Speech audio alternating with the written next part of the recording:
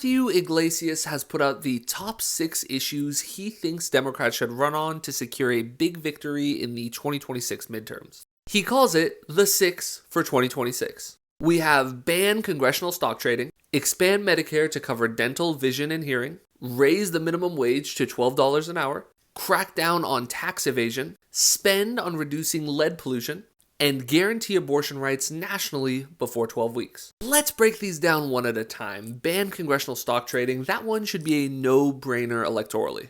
Obviously, this doesn't directly address all of the insane corruption that we've seen out of this Trump administration, but it is a very tangible policy choice that would address a huge impropriety that is perceived amongst the American people. Having Medicare cover dental, vision, and hearing is a very smart issue to run on because older people are much more likely to vote, and those are costs that many of them are currently incurring that I'm sure they would love to have Medicare cover. Raising the federal minimum wage to $12 an hour.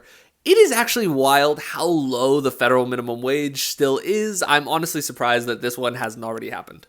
Cracking down on tax evasion. I definitely think that this can play well rhetorically. The actual policies that you would need to address this might cause some voters' eyes to glaze over when you talk about them, but if you are smart about the way you go about this issue, I do think it could play pretty well. Spending on reducing lead pollution.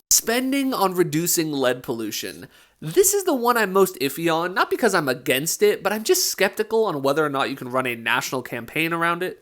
I don't doubt that this is a very popular issue when you directly ask people about it, but does it animate voters? I'm just not sure about that. And then guaranteeing abortion rights nationally before 12 weeks is probably the most widely palatable position to have on what is a very controversial issue.